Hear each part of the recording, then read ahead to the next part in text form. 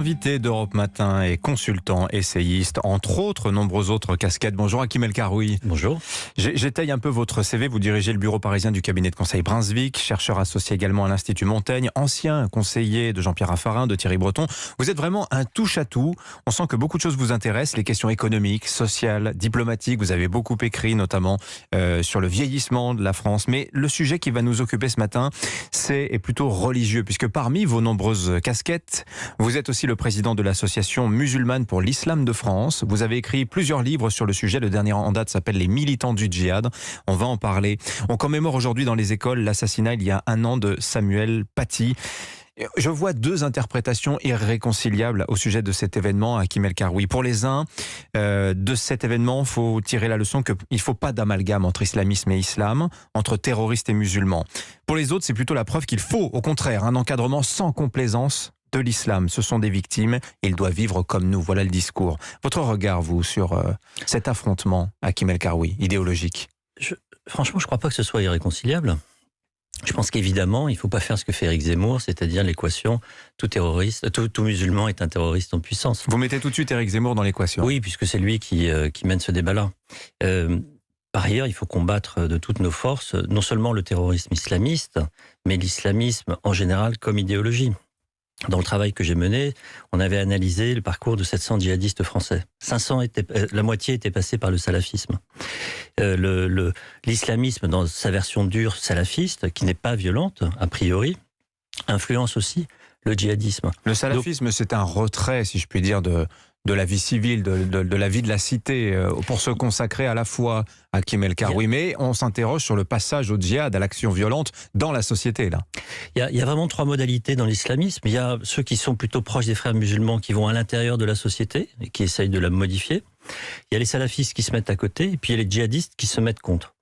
Sauf qu'il y a des liens entre ces trois mouvements, surtout entre les salafistes et les djihadistes. Donc il faut combattre ça de toutes nos forces. Comment on fait? On le fait avec une promesse républicaine qui doit être tenue, et puis on le fait aussi en allant dans le débat à l'intérieur de l'islam. Et je crois que le rôle des musulmans de France est absolument essentiel. Ils ne peuvent pas se mettre à l'extérieur de ce débat. Il y a un débat à l'intérieur de l'islam par rapport à la modernité, par rapport à l'Occident, par rapport à l'interprétation des textes. Aujourd'hui, les jeunes, et notamment les jeunes en crise d'identité, tous les djihadistes sont de deuxième génération. Ces jeunes en crise d'identité, on leur offre une identité packagée, islamiste, qui dit « tu n'es pas français, tu n'es plus du pays d'origine, tu es musulman, mais tu n'es pas musulman comme tes parents. Tu es musulman dans une logique de revendication, parce que tes parents ont été humiliés, exploités, colonisés. » Ça, il faut absolument leur expliquer qu'on peut être musulman, on peut être français et musulman de façon apaisée, avec une autre interprétation. Mais alors justement, Hakim El Karoui, parce que là, ce que vous dites, ça justifie tous les Samuel Paty du monde. Et c'est absolument catastrophique. Mais non, mais quand vous dites, les islamistes offrent à ces jeunes peu éduqués une identité fondée sur la revanche et que l'islam est attaqué en France, ça justifie l'assassinat de Samuel Paty. Vous dites il faut leur enseigner un autre discours, mais qui doit s'en charger? Est-ce la République? Est-ce la contrainte par la loi? Est-ce que ce sont les imams dans les mosquées? C'est ça la question aujourd'hui, Hakim El Karoui. C'est tout à la fois. C'est la République, c'est l'école, évidemment, qui est en première ligne. C'est le sujet du jour. C'est peut-être le sujet de la décennie. Avec une question, comment on fait? Parce que ce que ça montre aujourd'hui, les difficultés qu'il y a à l'école, le faible niveau qu'il y a des jeunes dans les quartiers populaires, c'est que d'une certaine manière, on n'y arrive pas. Alors on n'y arrive pas aussi parce qu'on ne met pas les moyens. C'est à l'école d'enseigner... C'est à l'école d'enseigner les principes de la façon dont on vit ensemble, oui. La façon dont on respecte les principes de la République, dont on adhère à un certain nombre de valeurs, des valeurs d'égalité, des valeurs de fraternité, des valeurs de liberté, des valeurs de laïcité. Attendez, on est en échec sur ce point-là. Moi, je pensais que vous me diriez... C'est plutôt à l'islam de faire ce travail sur les jeunes. C'est un travail global. On n'est pas en échec. On est en échec avec certains. Et là, l'échec est extraordinairement violent, extraordinairement effrayant. Mais il faut donner aussi une vision globale. La vision globale, c'est que l'intégration fonctionne pour la majorité des enfants d'immigrés, notamment du Maghreb et d'Afrique subsaharienne. Mais pour une minorité qui n'est pas petite, en 2016, on avait fait une enquête avec l'Institut Montaigne sur le sujet. On avait 28% des musulmans qui utilisaient la religion comme un levier identitaire. 28%. Et on avait 40% des jeunes de moins de 25 ans. Donc on les voit, ceux-là. Ceux-là, il faut que l'école les réintègre. Il faut investir. Donc, on fait un calcul aussi. 300 millions de moins d'euros investis par l'école dans les quartiers populaires si on compare toutes choses égales par ailleurs avec le reste des quartiers. Mais attendez, Hakim El Karoui, vous dites l'école doit les réintégrer. Ce n'est pas l'école qui les a expulsés et les moyens précisément sont mis. Vous voyez bien dans les quartiers prioritaires, dédoublement des classes pour les CP. Je veux dire, il y a des efforts considérables qui sont faits et les enseignants vous disent, face à des collégiens et à des lycéens, aujourd'hui on se retient parce que parler du génocide arménien à des enfants turcs, par exemple, c'est risquer des conflits. Hakim El Karoui. Je ne crois pas qu'il faille se retenir et je pense qu'il faut accepter le conflit, bien au contraire. Après, l'école ne peut pas tout, on est bien d'accord. Les familles, les communautés, les organisations religieuses ont un rôle. Et ce rôle, il est absolument majeur. Et ce rôle, c'est ne pas laisser l'islam aux islamistes. Et là, on a aussi une difficulté parce que les Français de confession musulmane disent, écoutez, d'un côté, vous nous dites, il faut faire disparaître notre religion. C'est ça la laïcité. De l'autre côté, vous nous dites, on doit c'est faux, combattre. C'est pas ça la laïcité. Peut-être, mais c'est le sentiment qu'ils ont. Et quand on voit le discours, le débat public sur l'islam, on n'a pas très envie de s'afficher comme musulman. C'est vrai. Et de l'autre côté, on leur dit, vous devez condamner les attentats en tant que musulmans. Ils disent, on ne comprend plus. Moi, je pense qu'ils doivent condamner les attentats en tant que Français, en tant que citoyens. Parce que c'est l'intérêt de la nation, c'est aussi leur intérêt. Parce qu'il faut combattre l'image catastrophique qui est donnée de l'islam par ces terroristes. Ces 28% de croyants que vous aviez diagnostiqués dans ce rapport il y a 3 ans pour l'Institut Montaigne, qui adoptent, je cite le rapport, un système de valeurs clairement opposé aux valeurs de la République, clairement opposé, qui s'affirme en marge de la société. Se sentent-ils encore français, Hakim El Karoui? Qu'est-ce que ça veut dire quelque chose pour eux? Eux, ils se sentent musulmans. Ils se sentent musulmans avant tout. C'est ça le débat sur les lois de la République, les lois de l'islam, etc. Et ils pensent que l'islam est une identité universelle, qui donc subsume, est au-dessus de toute identité. Et c'est là où il faut aller dans le débat, les convaincre, leur parler. Et une des grandes difficultés, c'est qu'en fait, personne ne leur parle de ces sujets. Et c'est vrai, y compris avec les djihadistes. Il y a 1300 djihadistes en prison, 500 terroristes, 700 radicalisés. Il y a 8000 fichiers S, terrorisme islamiste. Ceux-là, on ne peut pas seulement les mettre en prison et attendre qu'ils sortent. Oui. Il faut aller leur parler, il faut les désengager, il faut les convaincre. Et pour ça, il faut aussi utiliser des arguments religieux. Vous avez tout de suite parlé dans cet entretien d'Éric Zemmour en disant que lui soufflait sur les braises, attisait une haine anti-musulman. Alors, je ne crois pas avoir dit ça, même si je le pense. Moi, je lis les titres de tribune que vous signez. Vous dites Éric Zemmour, c'est la haine de la France. Il est au gré des sondages entre 15 et 18% des intentions de vote, potentiellement au second tour, si on votait là aujourd'hui. Tous les candidats de droite se positionnent sur ces idées. Il y a de nombreuses enquêtes qui ont été menées par le Cevipof et d'autres encore, qui montrent une majorité de Français aujourd'hui se sentent en insécurité culturelle, qui disent que l'islam n'est pas compatible avec la République, qu'il faut stopper l'immigration. C'est un bloc de 70% aujourd'hui, Hakim El Karoui. Comment on répond à cela? Puisque on peut jeter l'anathème sur Éric Zemmour, malgré tout, il est l'écho d'une préoccupation des Français et de thèmes qui leur importent. Je ne dis pas de tous. Vous dites les Français. Moi, je ne crois pas que les Français fassent l'éloge de la collaboration.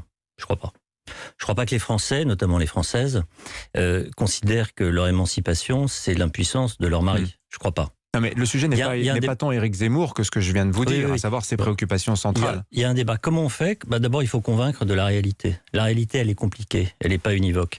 La réalité, c'est que plus l'intégration est un succès, plus elle est silencieuse. Plus elle est un échec, plus elle est évidente. Donc, il faut montrer la complexité du phénomène. En plus, la France a un système où vous vous fondez petit à petit dans la masse. Vous évoquiez les Arméniens. Les Arméniens, ils sont arrivés beaucoup après le génocide. Ils ont toujours une identité, ils ont toujours une histoire. Ils se sont mariés avec des non-arméniens. Ils sont complètement intégrés dans la République. Ils ne sont pas assimilés.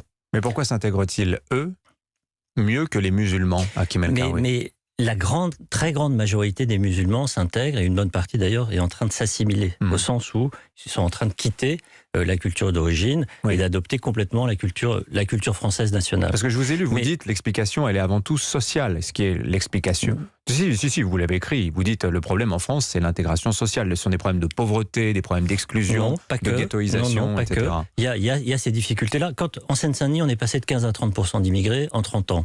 En France, on est passé dans la même période de 7,5 à 9,2. Quand tous les immigrés arrivent au même endroit, en fait, ça crée pas une dynamique d'intégration. Avec des foyers, on l'a vu, de concentration. C'est une étude, je ne vais pas dire de bêtises, mais du CAE, je crois. France Stratégie, pardon, qui montrait que dans certains quartiers, c'est 70-80% d'immigrés au même endroit. Donc, qu'est-ce que ça veut dire ? Ça veut dire qu'il faut aussi une stratégie de peuplement. En Allemagne, en 2015-2016, quand il y a eu la vague d'immigration syrienne, irakienne, les Allemands ont dit, vous allez venir dans une région, pas dans une autre région, précisément pour répartir la population. Ça, c'est très important. Deuxième chose, il faut investir. Il faut investir de l'argent, et pas seulement dans les bâtiments, dans les quartiers pauvres. Troisième chose, il faut absolument mener la bataille culturelle à l'intérieur de l'islam.